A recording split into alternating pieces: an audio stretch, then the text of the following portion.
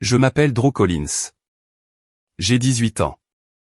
Et 3 semaines avant la date prévue pour mon entrée à l'université, j'ai découvert que mes parents m'avaient volé 187 000 euros. Ma grand-mère avait économisé cet argent pendant 18 ans, chaque mois, absolument chaque mois, pour que je puisse avoir un avenir. Mes parents ont tout vidé, pour acheter une maison à mon frère. Et quand j'ai demandé pourquoi, ma mère m'a regardé droit dans les yeux, et m'a dit, parce que c'est lui qui compte vraiment, dans cette famille. Je n'ai pas crié. Je n'ai pas supplié. J'ai décroché le téléphone, et j'ai appelé ma grand-mère. Ce qu'elle a fait ensuite a fait la une du journal télévisé. Avant de commencer, si cette histoire vous touche, prenez un moment pour liker et vous abonner, mais seulement si elle résonne vraiment en vous. Dites-moi en commentaire, d'où regardez-vous, et quelle heure est-il chez vous? Maintenant, laissez-moi vous ramener à ce jour-là, il y a 3 semaines, le jour où un simple coup de fil a tout changé. J'ai grandi à Ridgemont, une petite ville de 12 000 habitants, le genre d'endroit où tout le monde vous salue depuis son perron, et où personne ne ferme sa porte à clé. Notre maison se trouvait sur Oak Street, un pavillon de plein pied marron, avec une pelouse inégale et un panier de basket que Tyler avait arrêté d'utiliser il y a des années. Nous étions 4 à y vivre, maman, papa, mon frère aîné Tyler, et moi. Sur le papier, nous étions une famille normale. Dans la pratique, il y avait un système de classement. Tyler était le fils prodige, moi, j'étais le bruit de fond. Il a abandonné l'université en 2e année, sa mère lui a organisé un dîner, et l'a appelé la célébration d'un nouveau départ. Il a quitté 3 emplois en 2 ans, maman a traité chaque patron des ingrats. Il est revenu vivre à la maison à 24 ans, maman a redécoré son ancienne chambre. Et moi? J'étais au tableau d'honneur chaque semestre. J'ai rejoint l'équipe de débat. J'ai travaillé à temps partiel dans le café de Birch Avenue dès mes 15 ans. J'ai acheté mes propres manuels, mes propres vêtements, et je n'ai jamais demandé d'argent pour l'essence. Chaque fois que je rapportais quelque chose à la maison, un trophée, un bulletin de notes, ou une lettre d'admission, maman levait à peine les yeux de ce qu'elle faisait, et disait, « C'est bien, Drew. » Je me souviens d'un soir précis, en terminale. Je suis arrivé avec mon bulletin, des A partout, encore une fois, et maman était au téléphone avec Tyler.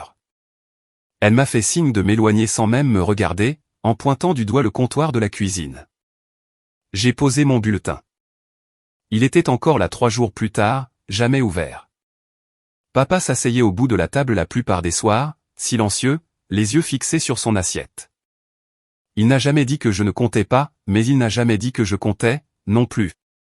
La seule personne qui m'ait jamais fait sentir que j'existais, c'était ma grand-mère, Mamie Ruth. Elle m'avait dit, quand j'avais 10 ans, cet argent est à toi, mon chéri.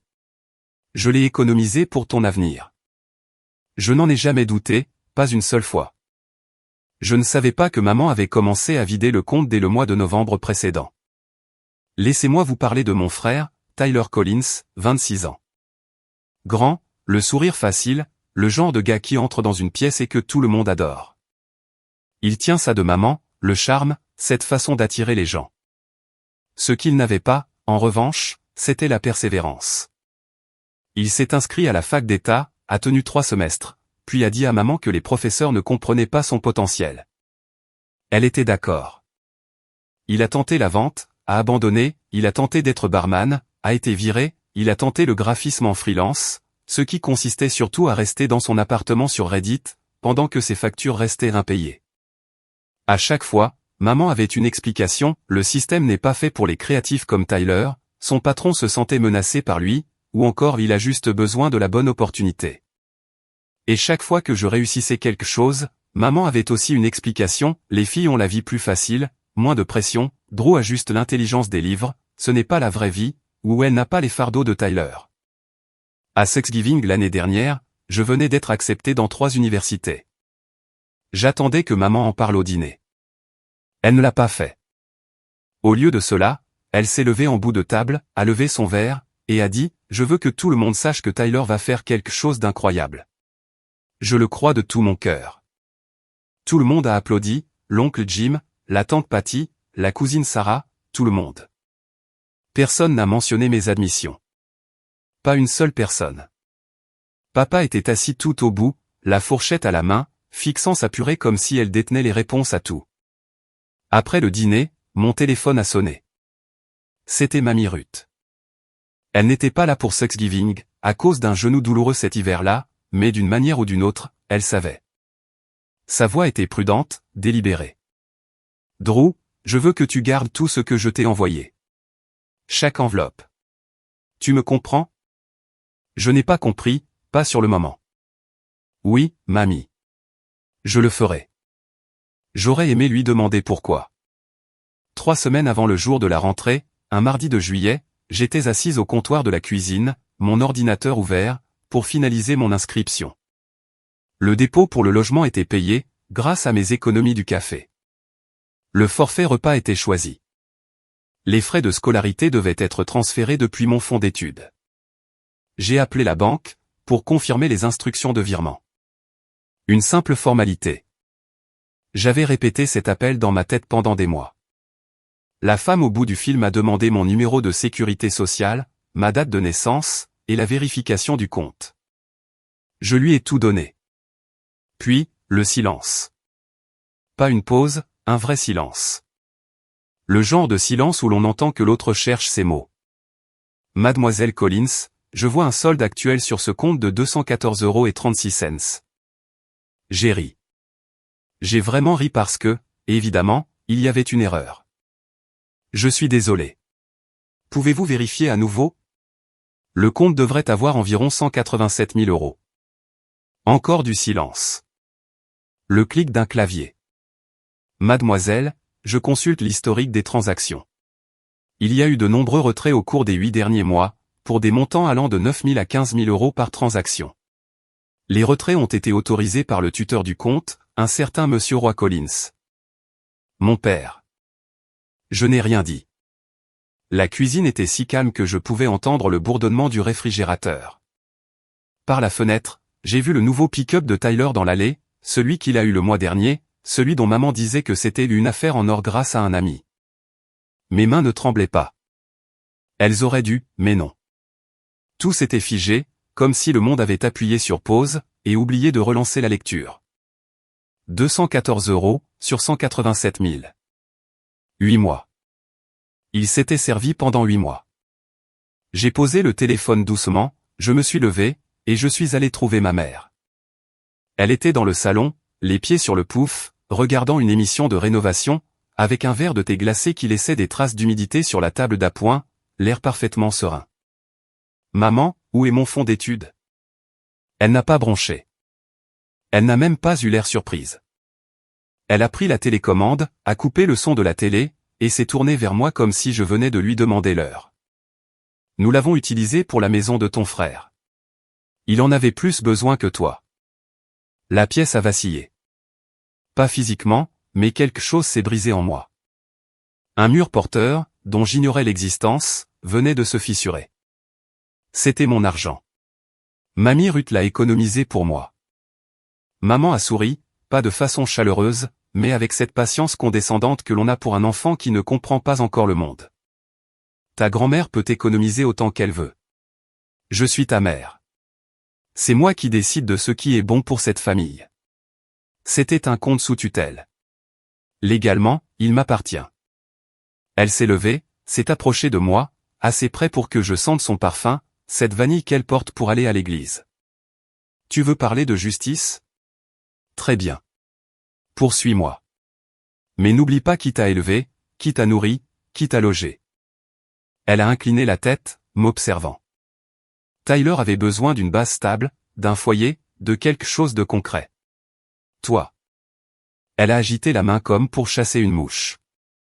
Tu t'en sortiras. Tu t'en sors toujours. Et puis, elle a lâché cette phrase, celle que je porterai toute ma vie, c'est lui qui compte vraiment, dans cette famille. Elle l'a dit comme si c'était une évidence. Le ciel est bleu, l'eau mouille, et ton frère est plus important que toi. Puis, elle a remis le son de la télé, et s'est rassise. J'étais encore là, debout, mais une partie de moi avait déjà quitté la pièce. Je suis allé dans ma chambre, j'ai fermé la porte, et je me suis assise sur le bord du lit. Mes mains étaient fermes. Ma respiration était régulière.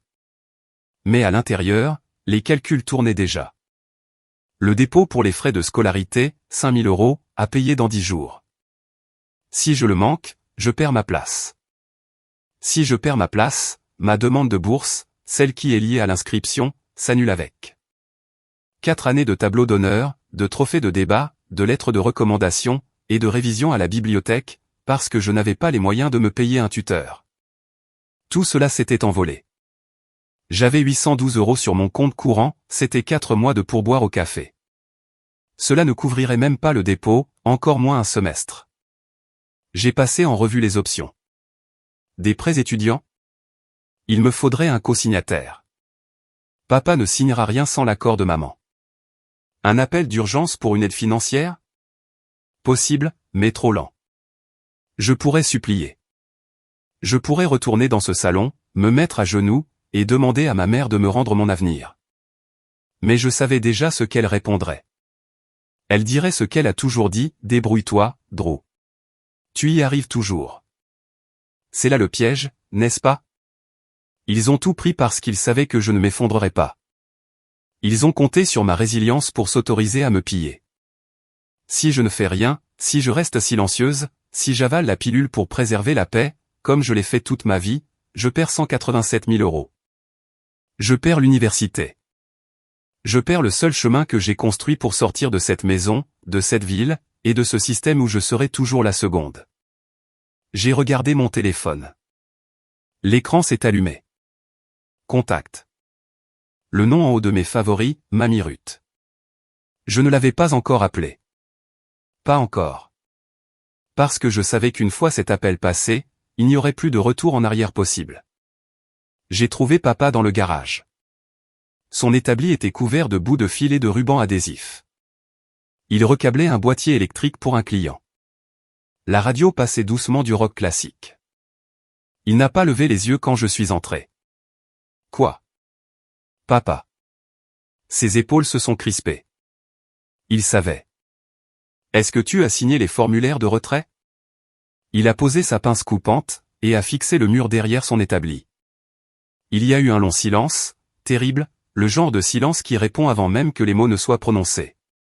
Puis, il a hoché la tête. Pourquoi? Ta mère a dit que c'était la bonne chose à faire, pour la famille. Pour la famille, ou pour Tyler? Il s'est tourné vers moi. Ses yeux étaient injectés de sang, non pas parce qu'il avait pleuré, mais parce qu'il ne dormait plus. Je le voyais maintenant, sa mâchoire serrée, ses mains nerveuses.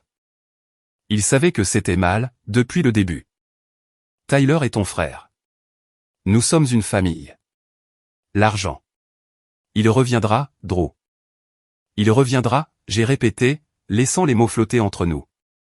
187 000 € vont juste revenir, comme ça? Il a détourné le regard. Ta mère pensait que... Je ne te demande pas ce que maman pensait. Je te demande ce que Théo tu pensais. Tu as signé ces formulaires. Chaque mois, pendant 8 mois. Rien. Il a repris sa pince, l'agrippant comme une encre. Tu as sacrifié mon avenir, papa, d'un simple trait de plume. Et tu n'oses même pas me regarder. Il ne m'a pas regardé. Il n'a plus dit un mot. J'ai quitté le garage, j'ai traversé la cuisine, je suis passé devant le comptoir où mon bulletin était resté fermé pendant 3 jours, et devant le salon où l'émission de maman continuait.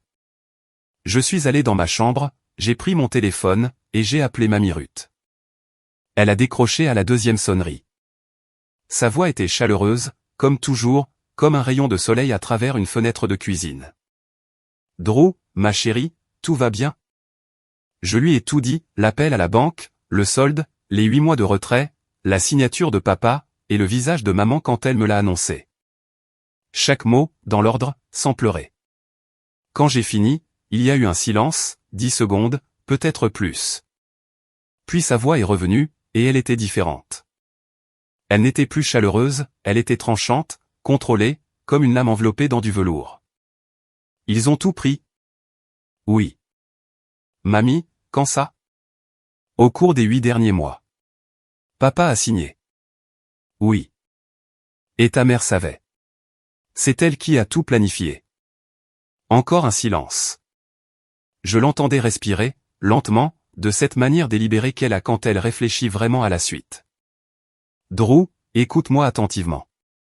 Sa voix était ferme désormais. Pas de tremblement, pas d'hésitation. Cet argent est à toi. Pas à eux, pas à la famille, à toi. Tu me comprends? Oui, mamie. J'ai chaque document, absolument chaque document, depuis le jour où j'ai ouvert ce compte. Quelque chose s'est desserré dans ma poitrine. Pas tout à fait du soulagement, plutôt ce moment où l'on réalise qu'on n'est plus seul dans une pièce sombre. Mamie, je ne sais pas quoi faire. Tu n'as pas besoin de le savoir pour l'instant. Je suis là pour ça. Une pause. Est-ce que tu es en sécurité? Veux-tu venir chez moi ce soir? Ça va aller. Demain matin, 8 heures, à ma table de cuisine. Apporte tout ce que je t'ai envoyé par courrier. Chaque enveloppe, chaque lettre, chaque document. Tu peux faire ça? Oui. Bien. Dors un peu, mon cœur. Nous avons du travail. J'ai raccroché et j'ai fixé le plafond. Elle avait gardé des copies pendant 18 ans. Elle avait tout gardé. Je me suis demandé, avait-elle toujours su que cela pourrait arriver? Le matin est arrivé. Je mettais mes chaussures près de la porte quand maman est apparue dans le couloir. Coiffée, maquillée, les bras croisés. Où vas-tu? Chez mamie. Son visage a changé, pas de colère, mais avec quelque chose de plus froid, de la reconnaissance. C'était comme si elle avait attendu ce mouvement, et qu'elle avait déjà une contre-attaque prête. Tu as appelé ta grand-mère pour ça. C'est son argent, elle l'a économisé, elle a le droit de savoir. Maman s'est approchée. Son menton a tremblé, pile au bon moment. Drew, tu es en train de déchirer cette famille. Est-ce que tu réalises ce que tu fais? Les larmes sont arrivées, pratiquées et précises. Ta grand-mère ne comprend pas notre situation. Elle ne l'a jamais comprise. Elle m'a toujours jugé. Ce n'est pas une question de jugement, maman. Tu l'as choisie, elle, plutôt que ta propre mère, après tout ce que j'ai fait pour toi. Je la regardais jouer son rôle, la lèvre tremblante, la main pressée sur le cœur. J'avais vu ce numéro 100 fois. Quand papa contestait une facture de carte de crédit, quand le propriétaire de Tyler appelait pour un loyer en retard, ou quand la tante Patty demandait pourquoi je n'étais pas sur la photo de Noël. Pleurer, détourner l'attention, reformuler, et se poser en victime. Papa se tenait derrière elle dans le couloir, les bras ballants, silencieux. Témoin de tout, acteur de rien. Je ne détruis pas cette famille, maman. C'est toi qui l'as fait, le jour où tu m'as volé. Ses yeux sont devenus vitreux, mais d'une manière différente. Les larmes se sont arrêtées net, comme si on fermait un robinet. Fais très attention, Drew. Je suis passé devant elle. Elle n'a pas cherché à me bloquer, elle n'en avait pas besoin. Elle cherchait déjà son téléphone au moment où je franchissais la porte. J'étais à peine dans la voiture que je l'ai vue par la fenêtre, maman arpentait la cuisine, le téléphone à l'oreille, faisant de grands gestes. Elle appelait Tyler, j'en étais sûr. La gestion des dégâts avait commencé. La maison de mamie Ruth se trouvait sur Maple Street. Un petit cottage blanc avec des volets bleus, et une balançoire sur le porche qui était là depuis bien avant ma naissance. Des hortensias le long de l'allée, des carillons près de la porte. Ça sentait toujours le café et la lavande, à l'intérieur. Elle m'attendait à la table de la cuisine, ses lunettes sur le nez, un dossier bleu ouvert devant elle. À côté, il y en avait un deuxième, puis un troisième. Je me suis arrêté sur le seuil. Mamie, depuis combien de temps as-tu tout ça? 17 ans, a-t-elle répondu sans lever les yeux. Assieds-toi. Je me suis assise. Elle a fait glisser le premier dossier vers moi. À l'intérieur, se trouvait le document original d'ouverture du compte UTMA. Mon nom, Drew Collins, comme bénéficiaire. Le nom de papa, Roy Collins, comme tuteur. Daté du mois de ma naissance, et notarié. Le deuxième dossier contenait les relevés annuels, chaque année, les 18, organisés par ordre chronologique avec des onglets de couleur. Le troisième dossier contenait le dernier relevé, affichant le solde actuel, 214,36 €. Elle l'a tapoté du doigt. J'ai réclamé ces relevés à la banque chaque mois de janvier. Chaque année, parce que je connais ma fille. Elle m'a regardé par-dessus ses lunettes. J'aime Diane, mais je ne lui ai jamais confié d'argent. Jamais. Ma gorge s'est serrée. Tu savais que ça arriverait? J'espérais que non. Elle a refermé le dossier avec douceur. Mais je me suis préparé à cette éventualité. Ce n'est pas la même chose que de s'y attendre. Elle s'est levée, m'a servi un café sans me demander, et a posé la tasse devant moi. J'appelle Margaret Bowen ce matin.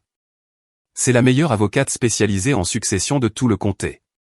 Nous allons récupérer chaque centime qui t'appartient. J'ai serré la tasse entre mes mains. Mamie, c'est ta fille. Ruth Hartwell m'a regardé. Ses yeux étaient fermes et clairs. 74 ans, et absolument inébranlable. Et toi, tu es ma petite fille. Et ce qu'elle a fait est un crime. Mais elle a fait bien plus que d'appeler une avocate, bien plus que tout ce que j'aurais pu imaginer. Margaret Bowen est arrivée à 14h cet après-midi-là. Elle conduisait une berline argentée, portait un blazer bleu marine, même en juillet, et tenait une mallette en cuir qui semblait avoir survécu à 30 ans de tribunaux. Une soixantaine d'années, les cheveux gris attachés, et une poignée de main comme un étau. Elle s'est assise à la table de Mamie Ruth, a mis ses lunettes, et a épluché chaque document, page après page. Il y a eu 20 minutes de silence, seulement interrompu par le bruit du papier qu'on tourne. Puis, elle a retiré ses lunettes et les a posées. Madame Hartwell, c'est très simple. Elle s'est tournée vers moi. Drew, c'est un compte UTMA, la loi sur les transferts uniformes aux mineurs. L'argent de ce compte t'appartient depuis le jour où ta grand-mère l'a déposé. Ton père a été nommé tuteur, ce qui signifie qu'il avait l'obligation légale de le gérer uniquement pour ton bénéfice. Elle a tapoté le dernier relevé. Retirer 187 000 € pour acheter une maison à un autre membre de la famille, ce n'est pas gérer l'argent pour ton bénéfice. C'est une violation flagrante de ses obligations. Et vu le montant, cela constitue un vol qualifié de fonds sous tutelle, selon les lois de l'État. Le mot vol qualifié est resté suspendu dans l'air. Quelles sont les options pour Drew? A demandé Mamie Ruth. 2 voies, une poursuite civile pour restitution, pour récupérer l'argent, et une plainte au pénal déposée auprès du bureau du procureur. Margaret a marqué une pause. Vous pouvez choisir l'une, ou les deux. Ruth m'a regardé. Je l'ai regardée. Elle ne m'a pas dit quoi faire, elle ne l'avait jamais fait.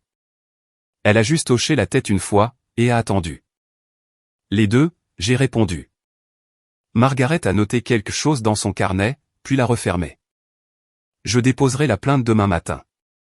J'aurai besoin de vos 2 dépositions. Elle nous a serré la main devant la porte, d'un air professionnel. L'engrenage était lancé, et il ne s'arrêterait pour personne. Après le départ de Margaret, je m'attendais à ce que Mamie Ruth s'assoie pour digérer tout ça. Pas du tout.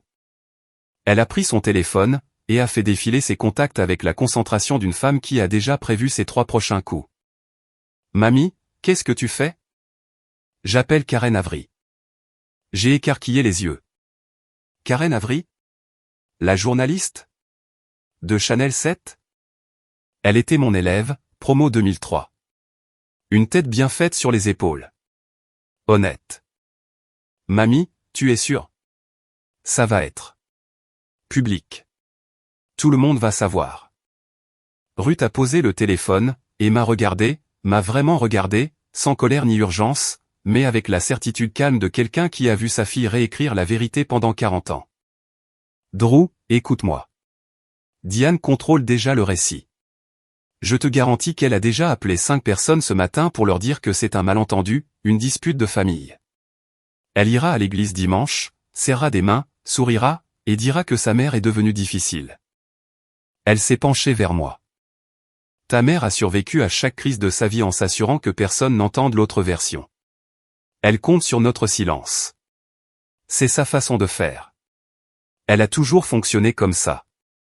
J'ai pensé au post Facebook que je savais imminent, celui où maman se poserait en victime. J'ai pensé à sa force de conviction, à sa façon de pleurer sur commande, et au fait que même moi, qui la connais, j'avais failli me faire avoir.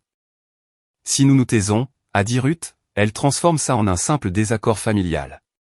Le procureur voit un conflit de parole contre parole, et elle s'en sort. Elle a repris son téléphone.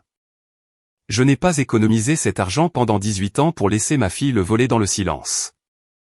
Elle a composé le numéro. Je suis restée assise, et j'ai compris que ma grand-mère n'était pas seulement en colère, elle avait un plan, et je n'avais aucune idée d'où il allait nous mener. Dès le soir même, maman était déjà en pleine action. Mon téléphone a vibré 11 fois entre 18h et 21h. Je n'ai pas répondu. Elle a appelé Mamie Ruth, pas de réponse. Elle nous a envoyé un SMS à toutes les deux, c'est une affaire de famille. Vous êtes en train de tout détruire. Tyler remboursera. Donnez-nous juste du temps. Mais le temps, c'était précisément ce qu'elle avait utilisé pour voler l'argent. 8 mois de temps. Tranquillement, par petits bouts, mois après mois. Tyler m'a appelé à 20h30. J'ai décroché. Drew. Maman dit que tu es allé chez mamie. Elle est en train de craquer. Elle m'a dit de venir là-bas pour calmer le jeu. Tyler, est-ce que tu savais d'où venait l'argent pour ta maison? Silence. Maman a dit qu'elle avait pris une hypothèque. C'est ce que disaient les papiers. Il n'y a jamais eu d'hypothèque. Elle t'a menti à toi aussi. Nouveau silence. Je l'entendais respirer. Drew, Écoute. Laisse-moi parler à mamie. Je peux arranger ça. Tu ne peux rien arranger, Tyler. C'est déjà brisé. J'ai raccroché, et j'ai posé mon téléphone, écran contre table. Pendant ce temps, et je ne l'ai appris que le lendemain matin, maman appelait les voisins, les amis de l'église, et publiait sur le groupe Facebook de Ridgemont à 21h47, s'il vous plaît, priez pour notre famille. Ma mère essaie de nous déchirer à cause d'un malentendu financier. J'ai toujours fait passer mes enfants en premier. Je vous demande juste vos prières et votre compréhension dans ce moment douloureux. 62 réactions avant minuit. Des cœurs, des mains jointes, des restes fortes, Diane. Elle réécrivait déjà l'histoire. C'est ce qu'elle fait. Elle n'allait jamais s'arrêter, pas tant que personne ne dirait la vérité plus fort qu'elle. Et à ce moment-là, je l'ignorais, mais Mamie Ruth était dans sa cuisine, en train de rédiger un mail à Karen Avery, avec ses 3 dossiers bleus à portée de main. Je suis resté dans ma chambre ce soir-là, à fixer le poste de maman. 62 personnes qui lui envoyaient des prières. Et j'ai pensé, est-ce que c'est moi qui ai tort? Elle appelait ça un malentendu. Une partie de moi, celle qui avait passé 18 ans à vouloir qu'elle m'aime, avait envie de la croire. Mais 214 € sur mon compte, ce n'est pas un malentendu. C'est un choix, et son choix ne m'incluait pas. Si votre mère vous volait 187 000 € et appelait ça une décision familiale, la croiriez-vous, ou iriez-vous jusqu'au bout comme je l'ai fait? Dites-le moi en commentaire.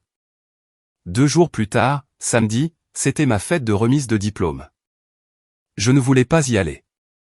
J'avais l'impression d'entrer dans une pièce de théâtre où tout le monde avait le mauvais script. Mais Mamie Ruth m'a appelé ce matin-là, et m'a dit, vas-y, mon cœur. Souris. Sois gracieuse. Laisse ta mère se sentir à l'aise. Quelque chose dans sa voix me faisait penser que cela faisait partie d'un plan plus vaste, mais je n'ai pas posé de questions. La fête avait lieu chez nous, sur Oak Street.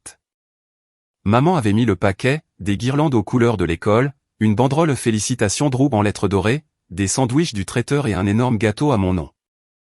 30 personnes remplissaient le salon et débordaient sur la terrasse, l'oncle Jim, la tante Patty, la cousine Sarah, 3 de mes professeurs dont Madame Patterson, les voisins, les amis de l'église de maman, et quelques contacts pro de papa. Tyler était là aussi. Il restait dans un coin de la terrasse avec une bière, sans dire un mot. Il avait l'air d'un homme qui n'avait pas dormi depuis 3 jours. Maman glissait dans la pièce comme si elle présentait les Oscars, un sourire impeccable aux lèvres. Elle touchait les épaules, remplissait les verres, riait à chaque blague. À un moment, elle s'est tenue près de la banderole et m'a pris par l'épaule pour une photo. Je suis si fier de cette fille, a-t-elle annoncé à la cantonade. Ma petite battante, si indépendante. Elle va faire des choses incroyables. J'ai souri pour la caméra. J'ai dit merci quand on m'a donné des cartes. J'ai mangé du gâteau. Mais tout le temps, j'observais, je comptais les visages. 30 personnes dans cette pièce. Aucune ne savait que mon fonds d'études avait disparu. Pas encore. C'est arrivé au milieu de la fête. J'étais près du buffet quand la grande-tante Bonnie, la tante de maman, s'est approchée avec un sourire si sincère qu'il m'a serré le cœur. « Alors Drew, où vas-tu à la fac, ma chérie ? Je sais que Ruth doit être si fière. » La pièce n'est pas devenue totalement silencieuse, mais les conversations ont baissé d'un ton. Quelques personnes se sont tournées vers nous. Avant que je puisse répondre, maman était là, surgissant de nulle part, sa main sur mon épaule, serrant juste un peu trop fort.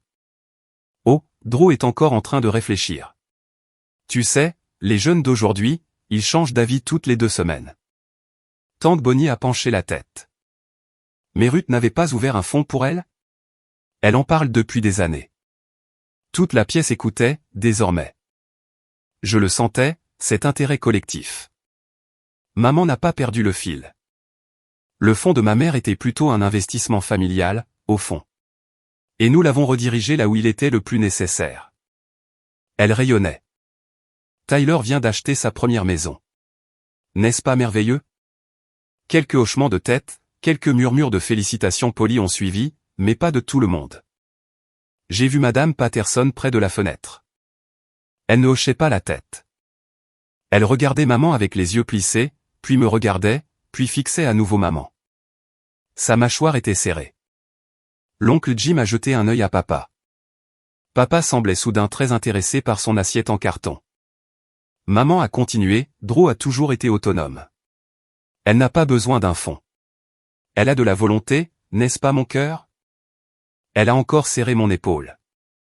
Toute la pièce attendait que je dise oui. Je n'ai pas dit oui. Je n'ai rien dit du tout. J'ai juste regardé mon assiette, et j'ai pensé, elle vient de dire à 30 personnes qu'elle a volé mon argent, et elle ne s'en rend même pas compte. Après la fête, le jardin s'est vidé lentement. Assiette en carton à la poubelle, reste de gâteau sur le comptoir. Maman était à l'intérieur, faisant la vaisselle en fredonnant, comme si de rien n'était. Tyler m'a rattrapé sur le porche arrière. Drew, attends. Je me suis arrêté. Il avait une mine affreuse, les yeux injectés de sang, les mains dans les poches. Ce fonds. Est-ce que c'était vraiment à toi ? Légalement ? Rien qu'à toi. J'ai sorti la photo sur mon téléphone, celle que j'avais prise sur la table de Mamie Ruth, le document UTMA. Il l'a parcouru des yeux, bénéficiaire, Drew Collins. Tuteur, Roy Collins.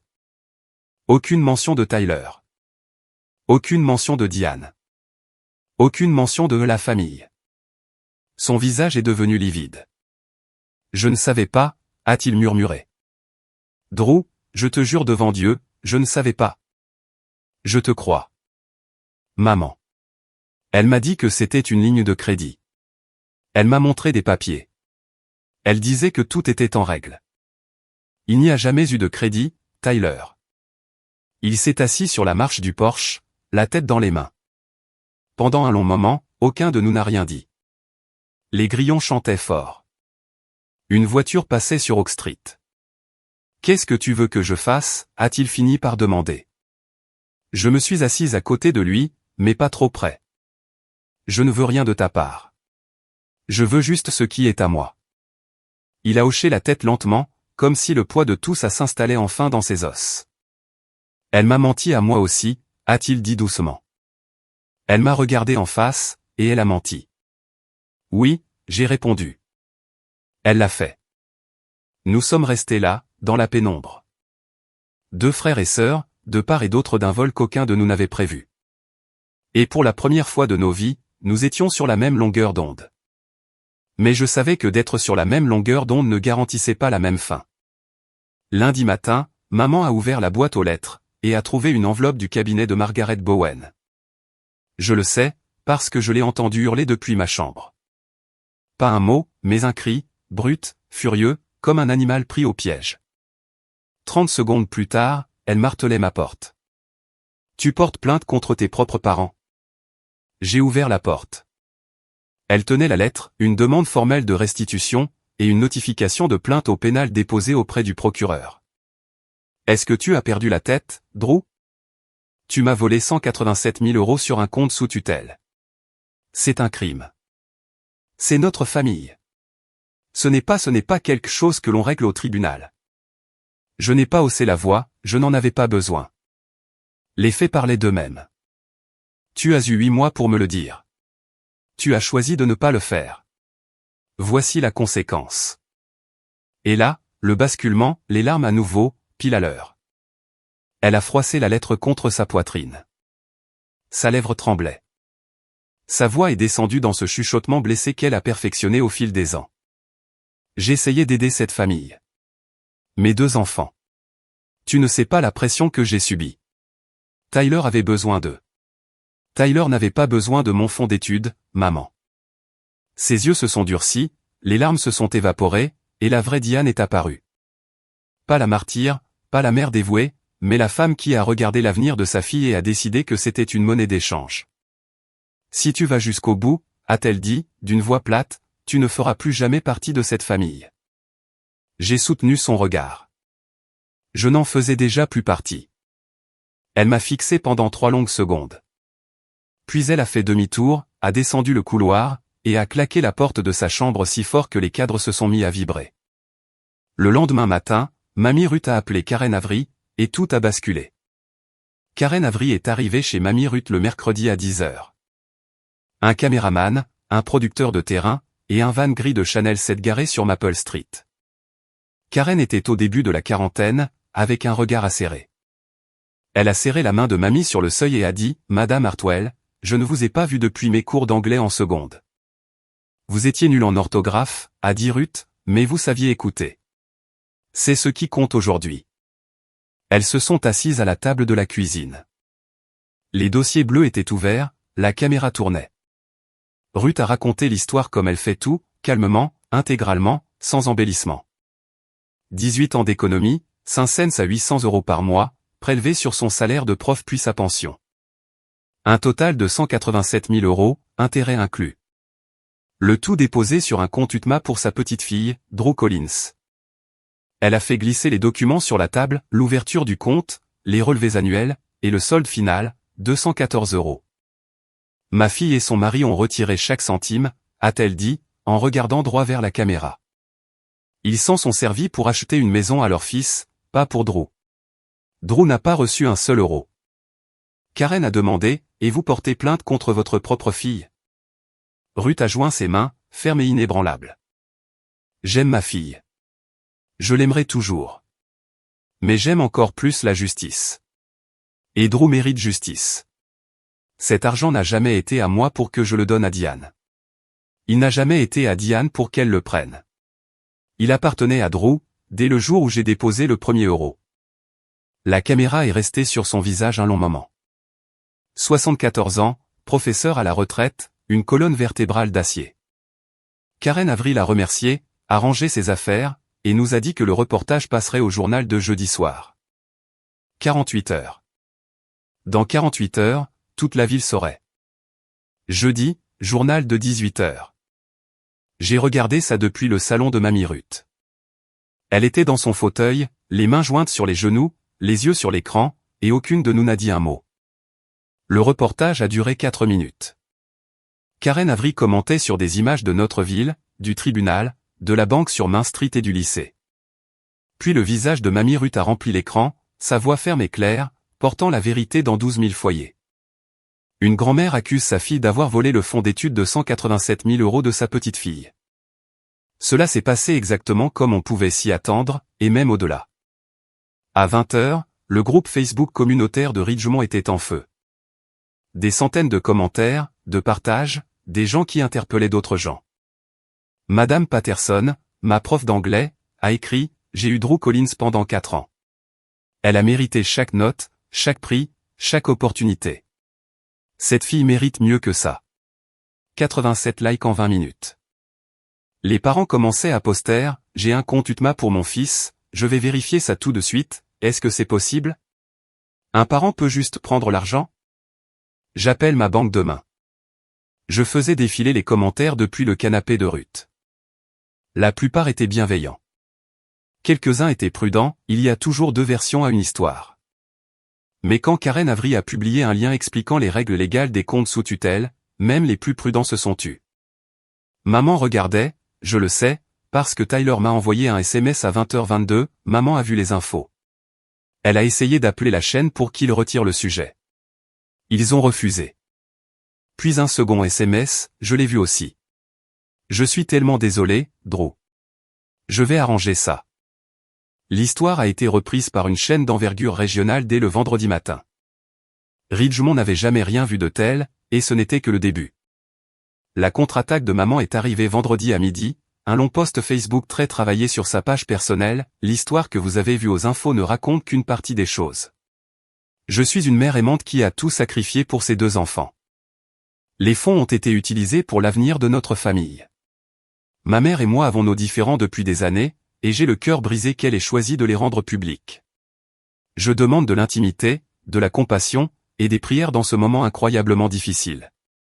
Le post a reçu 114 réactions en 1 heure, mais il s'est passé quelque chose d'intéressant en dessous. Les commentaires étaient divisés, et pas en sa faveur. Diane, un compte sous tutelle appartient à l'enfant, c'est la loi, je connais Ruth Hartwell depuis 30 ans, elle ne ment pas, si c'était une décision familiale, pourquoi Drew n'était pas au courant? Un par un, les émojis de main jointe ont disparu. Les messages de soutien se sont taris. Les gens qui étaient à ma fête de diplôme ont commencé à se taire. L'oncle Jim a supprimé son commentaire. Maman a été exclue de l'association des auxiliaires féminines de Ridgemont le samedi. Le coordinateur de la chaîne de prière de l'église a appelé pour suggérer qu'elle se retire de ses fonctions pour un temps. Les voisins ont arrêté de lui faire signe. Et puis, un message privé est arrivé dans ma boîte de réception, d'un nom que je n'ai pas reconnu tout de suite, Sandra Mullen, la coloc de fac de maman. Drew, je suis désolé pour ce que tu traverses. Je veux que tu saches que ta mère m'a emprunté 3000 € l'année dernière, et ne me les a jamais rendus. Quand j'ai vu les infos, je n'ai pas été surprise. J'ai juste été triste. J'ai fixé le message. 3000 €. Une autre personne, un autre mensonge. Le récit de maman s'effondrait, non pas parce que quelqu'un l'attaquait, mais parce que la vérité a sa propre gravité, et la gravité n'a pas besoin de permission. Le mercredi suivant, Margaret Bowen a appelé. Drew, j'ai du nouveau. Le bureau du procureur a officiellement ouvert une enquête. Ils ont assigné les relevés bancaires. J'étais sur le porche de Mamie Ruth. C'était une matinée douce, le carillon tournait lentement. Qu'est-ce que ça veut dire, exactement? Ça veut dire qu'ils examinent chaque retrait, chaque autorisation, chaque signature.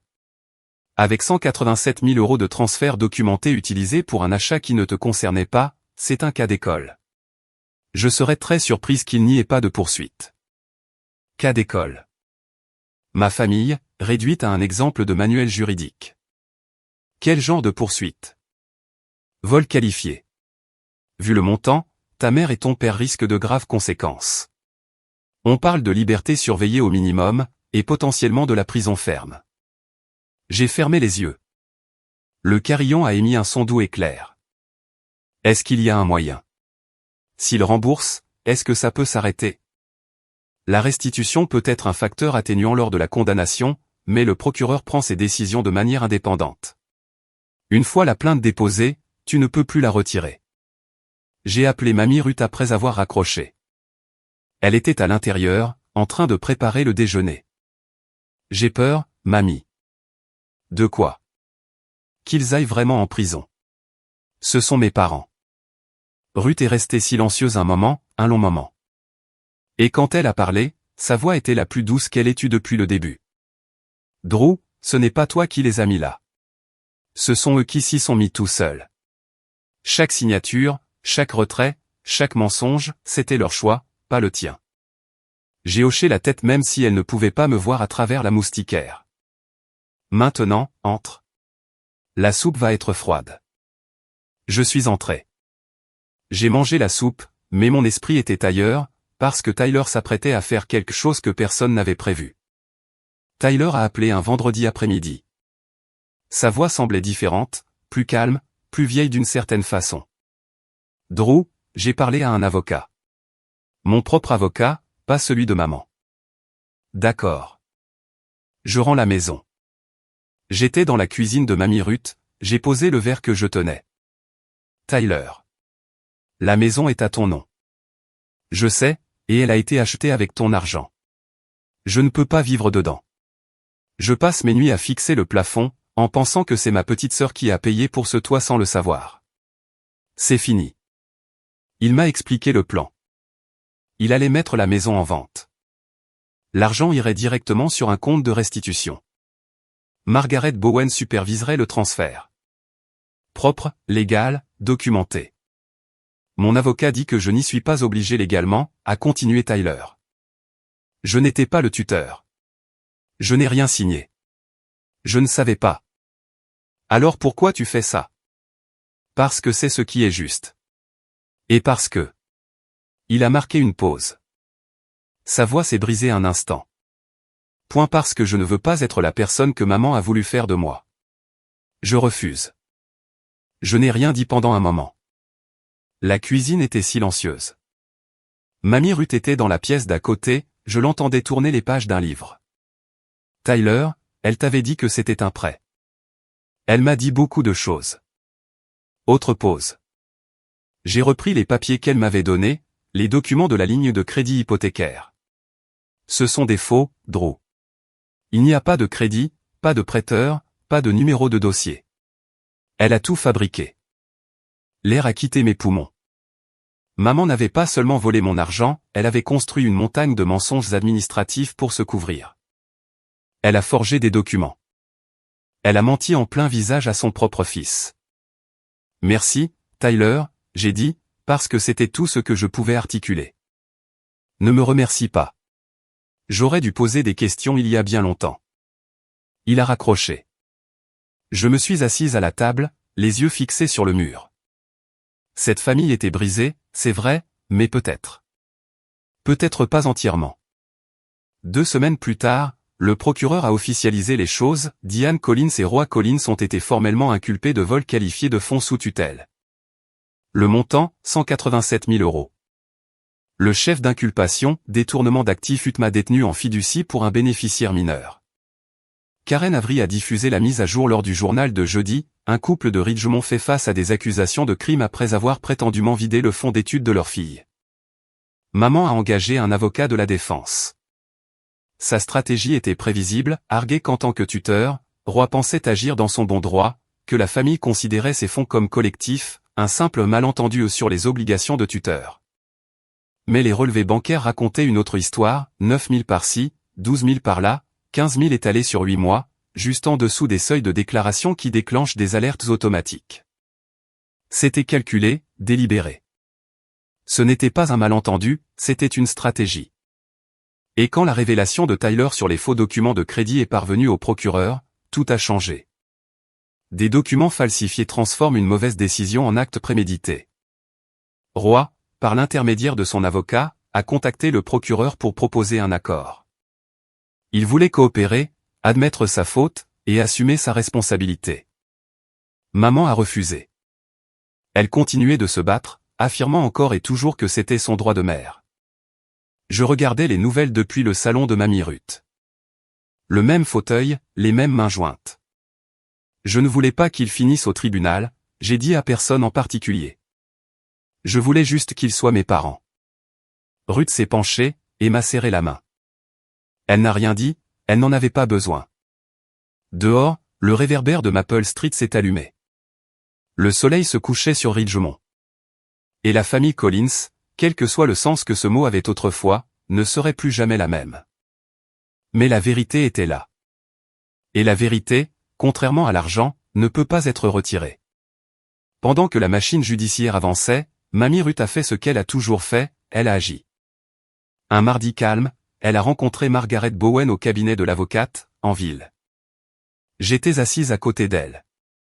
Margaret avait étalé des papiers sur la table de conférence, mais cette fois, ce n'était pas pour le procès. C'était pour l'avenir. Je veux établir une fiducie irrévocable, a dit Ruth. Pour Drew. Aucun membre de la famille comme fiduciaire. Un fiduciaire professionnel, la banque. Margaret a hoché la tête. C'est la structure la plus sûre. Aucun accès individuel, sauf pour Drew, et seulement après ses 21 ans. Les versements seront limités aux études et aux frais de subsistance essentiels. Ruth a ouvert son sac, et en a sorti un chèque de banque. Elle l'a fait glisser sur la table. 42 000 euros. J'ai écarquillé les yeux. Mamie, c'est tout ce qu'il te reste. Elle l'a dit simplement, comme si elle me donnait l'heure. Mes économies, ma réserve de pension, tout ce qui n'est pas cette maison et ma sécurité sociale. Je ne peux pas accepter ça. Tu ne l'acceptes pas, c'est moi qui te le donne. De la même façon que j'ai donné le premier euro il y a 18 ans. Elle a posé sa main sur la mienne. Ses doigts étaient fins et chauds. Ce n'est pas 187 000 euros, mais c'est assez pour commencer. J'ai pleuré pour la première fois depuis le début de toute cette histoire. Je me suis assise dans ce bureau d'avocate, et j'ai pleuré comme une enfant de 10 ans. Ruth ne m'a pas dit d'arrêter. Elle n'a pas dit que tout irait bien. Elle m'a juste tenu la main, et a attendu que j'ai fini. Tu vaux chaque centime, Drew. Tu l'as toujours valu. Margaret a déposé les documents de la fiducie l'après-midi même. 42 000 euros, protégés, intouchables, qui m'attendaient. Ma grand-mère a 74 ans. Elle vient de donner tout son filet de sécurité pour moi, parce qu'elle croit en moi. Et pour la première fois depuis longtemps, j'y ai cru aussi. Les conséquences n'arrivent pas d'un coup, elles s'accumulent comme la neige sur un toit. C'est léger au début, puis c'est assez lourd pour changer la structure. Maman a été licenciée de son travail à mi-temps chez le fleuriste de Ridgemont. Madame Garza, la propriétaire, l'a appelée dans l'arrière-boutique un lundi, et lui a dit « Diane, je ne peux pas avoir quelqu'un inculpé pour crime pour représenter ma boutique. Je suis désolée. » Maman a dit à papa que c'était parce que les affaires tournaient au ralenti. Papa savait que c'était faux. Il n'a rien dit. Le travail de papa s'est tari aussi. Il est électricien à son compte depuis 20 ans, mais dans une petite ville, la réputation est le seul CV qui compte. 2 clients réguliers ont annulé des contrats la même semaine. Un troisième a arrêté de répondre à ses appels. Personne n'a envoyé de lettre officielle, ils ont juste disparu. Maman a été exclue du conseil des auxiliaires de l'église. On ne lui a pas demandé de démissionner, on l'a exclue. Le pasteur Davis a appelé à la maison pour demander un entretien privé. Maman n'y est pas allée. Le quartier a changé, c'était subtil mais indéniable. Madame Whitfield, en face, nous faisait signe chaque matin, maintenant, elle relève son courrier en nous tournant le dos. Les Peterson, juste à côté, ont arrêté d'inviter mes parents au barbecue du 4 juillet. Tyler a vendu la maison. La vente s'est conclue en 6 semaines. Le profit net, après les frais, était de 178 000 euros. Chaque centime est allé sur le compte de restitution géré par Margaret Bowen. Tyler a emménagé dans un studio à l'autre bout de la ville. Il a pris des contrats de freelance supplémentaires, sans se plaindre.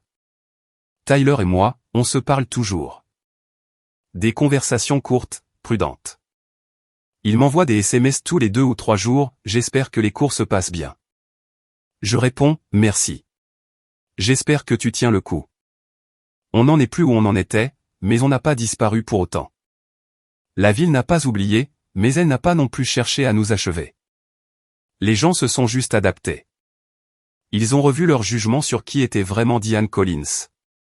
Et pour quelqu'un qui a bâti sa vie sur son image, c'était la pire des punitions. Je n'ai pas demandé d'aide. Je ne l'ai jamais fait, et c'était un peu ça le problème. Mais l'aide est venue quand même. Madame Patterson, ma prof d'anglais, celle qui avait observé le discours de maman à la fête sans broncher, a lancé un GoFundMe 3 jours après le reportage de Channel 7. Le titre « Aider Drew Collins à aller à l'université ». L'objectif, 20 000 euros. Le montant a été atteint en 16 heures. Après 3 jours, le total était de 67 000 euros. Des dons sont venus de tout l'État, 5 euros par-ci, 50 par-là. Quelques cadeaux anonymes de 500 euros. Des gens que je n'avais jamais rencontrés ont écrit des mots comme « Moi aussi, j'ai été la fille invisible. Va décrocher ton diplôme » ou Ruth Hartwell a été la prof de ma mère en 1987. La pomme ne tombe jamais loin de l'arbre. Puis l'université a appelé, le bureau des admissions, une certaine Dr Simons. Drew, nous avons suivi votre situation. Nous aimerions vous offrir une bourse d'études complète, basée sur vos mérites académiques et votre leadership au sein de la communauté. J'étais sur le porche de Mamie Ruth quand elle me l'a dit. Ma main a tremblé pour la première fois depuis des semaines. Scolarité complète ? complète. Pour 4 ans. Nous croyons en vous, Drew. J'ai raccroché et je suis entré. Ruth était à la table de la cuisine, toujours la table de la cuisine, en train de lire le journal. Je suis resté dans l'encadrement de la porte. Elle a levé les yeux. Je l'ai, j'ai dit. Bourse complète. Son visage n'a pas changé tout de suite. Puis son menton a tremblé. Puis ses yeux se sont remplis de larmes. Et Ruth Hartwell, la femme qui avait porté plainte contre sa propre fille sans verser une larme, s'est mise à pleurer. C'est la seule fois où je l'ai entendue pleurer. Je savais que tu l'aurais, a-t-elle chuchoté. Je l'ai toujours su. L'argent du GoFundMe a été redirigé vers les frais de vie et les livres. Chaque euro a été comptabilisé, chaque centime est allé vers mon avenir. Et quelque part dans la liste des donateurs, se trouvait un don anonyme de 500 €. J'ai appris plus tard que c'était Tyler. 4 mois plus tard, en octobre, les feuilles de Maple Street étaient devenues dorées, et l'air sentait la fumée de bois. L'accord de Roy est passé en premier. Il a plaidé coupable de vol simple, réduit par rapport au vol qualifié, en échange de sa coopération totale et de son témoignage. 3 ans de mise à l'épreuve, et 93 500 € de restitution, ça part à lui. Il se tenait dans la salle d'audience dans un costume gris un peu trop grand, et a dit « J'assume ma responsabilité, monsieur le juge ». Il ne m'a pas regardé, mais j'ai vu ses mains trembler le long de son corps. Maman a tenu plus longtemps. Elle a utilisé 3 arguments, l'argent était une ressource familiale, elle avait un pouvoir discrétionnaire en tant que mère, et Ruth agissait par pure méchanceté. Son avocat a poussé chaque argument. Le juge a écouté. Mais les preuves parlaient plus fort. Les faux documents de crédit ont scellé son sort. Finalement, Diane Collins a accepté un accord, vol qualifié réduit en catégorie 4. 5 ans de mise à l'épreuve, 93 500 € de restitution, et 200 heures de travaux d'intérêt général. Pas de prison ferme, mais un casier judiciaire définitif. Elle n'a rien dit au tribunal, pas de « je suis désolé », ni de « j'ai eu tort ». Elle a signé les papiers, s'est levée, et a quitté la salle sans regarder personne. La vente de la maison de Tyler a couvert 178 000 € de la restitution totale. Maman et papa doivent le reste, les 9 000 €, via des paiements mensuels. Entre la fiducie de Ruth, la bourse, et le GoFundMe, j'ai commencé l'université à l'automne, à l'heure, entièrement financée, avec mes livres achetés et ma chambre assignée. Je me suis assise sur mon lit le jour de mon emménagement, et j'ai laissé les chiffres s'installer dans ma tête. La justice n'a pas le goût de la victoire. Elle ressemble plutôt à un deuil avec un reçu. Il y a un moment auquel je ne cesse de penser, si maman m'avait juste dit « je suis désolé », 2 petits mots, aurais-je retiré ma plainte? Je n'en sais rien. Mais elle ne l'a jamais dit. Pas une fois. Pas même aujourd'hui. C'est la partie qui me revient sans cesse en tête, pas l'argent, pas le tribunal, mais ce silence là où des excuses auraient dû se trouver. Je me demande parfois, si vos parents vous faisaient ça, et qu'ils ne s'excusaient jamais, même avec les preuves sous les yeux, même devant toute la ville, pourriez-vous leur pardonner? Ou resteriez-vous sur vos positions? Je n'ai pas encore la réponse. Peut-être que je ne l'aurai jamais. Mais j'aimerais vraiment savoir ce que vous en pensez. Pardonneriez-vous, ou protégeriez-vous vos limites? Dites-le moi en commentaire. Je les lis tous. C'est le mois de novembre, maintenant. Ma chambre d'étudiante est petite, un lit simple, un bureau en bois, et une fenêtre qui donne sur la cour principale où les étudiants courent d'un cours à l'autre. Sur le mur, au-dessus de mon bureau, il y a une photo, Mamie Ruth et moi, le jour de la remise des diplômes du lycée. Elle porte son gilet bleu, celui avec les boutons qu'elle a depuis que je suis bébé. Je suis en robe de diplômée, avec mon chapeau. On sourit toutes les deux. C'est la seule photo de ce jour-là que j'ai gardée. Les gens me demandent parfois, des amis ici à la fac, une colocataire, ou un professeur qui a lu l'article, si je et mes parents. La réponse honnête est non, et ça surprend les gens. Je suis en colère. Je suis blessé à des endroits que je ne comprends pas encore tout à fait. Mais la haine demande une énergie que je préfère dépenser ailleurs. Ce que je ressens, c'est quelque chose de plus calme que la haine, et de plus lourd que la tristesse. C'est le poids de savoir que les gens qui étaient censés vous protéger ont choisi de ne pas le faire. Je ne raconte pas cette histoire pour que vous ayez pitié de moi. Et je ne la raconte pas non plus pour que vous méprisiez ma mère. Je la raconte parce que j'ai passé 18 ans à croire que le silence était une force. À croire que si j'étais assez sage, assez discrète, assez docile, je finirais par être aimée. J'avais tort. Le silence n'était pas une force, c'était une permission. Et quand j'ai arrêté de donner cette permission, tout a changé. Si vous êtes dans une situation où un membre de votre famille vous prend quelque chose, votre argent, votre paix, ou votre identité, je veux que vous entendiez ceci, poser une limite n'est pas une trahison. Ce n'est pas couper les ponts, c'est construire une porte qui ne s'ouvre que de votre côté. C'est vous qui décidez qui peut entrer. Je ne sais pas si mes parents reviendront un jour frapper à cette porte, mais pour la première fois, cette porte m'appartient. J'appelle Mamie Ruth chaque dimanche soir à 19h. Elle est toujours dans sa maison de Maple Street, avec ses volets bleus, son carillon et ses hortensias. Elle m'a dit la semaine dernière que les chaînes de la balançoire étaient rouillées. Je lui ai dit que je les réparerais pendant les vacances d'hiver. Elle a répondu qu'elle me croirait quand elle le verrait.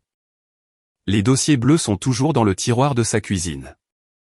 Au cas où, dit-elle. Je ne discute pas. Tyler m'envoie des SMS tous les 2 ou 3 jours.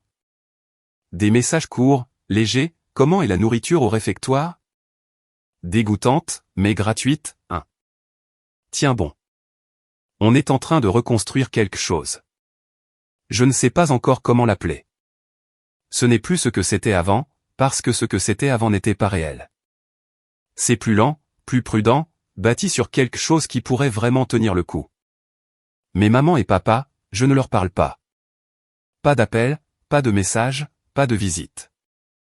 2 mois après la condamnation, une lettre est arrivée à ma chambre de fac, écrite à la main. Le papier à lettres de maman, couleur crème, avec ses initiales gravées en haut. Je me suis assise sur mon lit et je l'ai ouverte. Cher Drew, je sais que tu ne veux peut-être pas avoir de mes nouvelles. Je veux que tu saches que j'ai fait ce que je pensais être juste pour cette famille. Ton père et moi avons toujours essayé de donner le meilleur à nos 2 enfants, et j'espère qu'un jour tu le comprendras. Je l'ai lu 2 fois, puis une 3e, en cherchant le mot désolé. Il n'y était pas. J'ai plié la lettre, je l'ai mise dans le tiroir de mon bureau, et je l'ai fermée. Peut-être qu'un jour je répondrai. Peut-être pas. Mais ce choix, pour la première fois de ma vie, m'appartient. Je regarde par la fenêtre vers la cour. Les étudiants marchent vers leur cours dans le froid, leur respiration est visible dans l'air, ils ont l'avenir devant eux. Moi aussi. Pour la première fois de ma vie, mon avenir est entre mes propres mains. Si vous êtes encore là, si vous avez suivi toute l'histoire, merci. Je sais qu'elle est pesante. Je sais que c'est le genre de récit qui donne envie d'appeler ses proches et de vérifier ses comptes bancaires. Je le sais, parce que j'ai ressenti tout cela, et que je l'ai vécu. Je ne vous ai pas raconté ça pour faire pitié, ni pour me venger. Je l'ai fait parce que quelque part, en ce moment même, quelqu'un est assis dans sa chambre et regarde un relevé bancaire incompréhensible. Cette personne se demande si elle est folle, si le combat en vaut la peine, et si le fait de s'affirmer signifie tout perdre. C'est possible, je ne vais pas mentir. J'ai perdu mes parents. J'ai perdu la version de ma famille que je croyais avoir. J'ai perdu des mois de sommeil et des années de confiance. Mais j'ai aussi gagné quelque chose, mon avenir. J'ai gagné le respect de moi-même. J'ai gagné une grand-mère qui m'a appris que l'amour et la responsabilité ne sont pas opposés, ils sont une seule et même chose. Et j'ai gagné cette certitude, je ne suis plus la personne qui reste silencieuse pendant que quelqu'un lui prend ce qui lui appartient. Plus jamais. Si cela résonne en vous, si vous avez été celui qui se tait, l'invisible, celui qui préserve la paix au détriment de sa propre sérénité, j'espère que vous m'entendez. Vous méritez que l'on se batte pour vous, même quand la personne face à vous porte votre nom de famille. Et Mamie Ruth, si tu écoutes, merci pour chaque enveloppe, chaque euro, et chaque appel du dimanche. Je t'aime plus que je ne saurais le dire. Merci d'être resté jusqu'à la fin. Si cette histoire vous a fait ressentir quelque chose, s'il vous plaît, abonnez-vous et activez la cloche pour ne pas manquer la suite. Et si vous avez déjà eu affaire à un membre de votre famille qui vous a pris quelque chose, de l'argent, de la confiance, ou votre sentiment d'appartenance, j'aimerais entendre votre histoire. Partagez-la en commentaire. Je les lis tous, et cette communauté aussi. Il y a une autre histoire en lien dans la description, celle d'une femme dont la belle famille a essayé de s'emparer de son héritage lors d'un dîner de famille devant 40 invités. La façon dont elle a géré ça. Vous voudrez voir comment ça se finit. On se retrouve là-bas.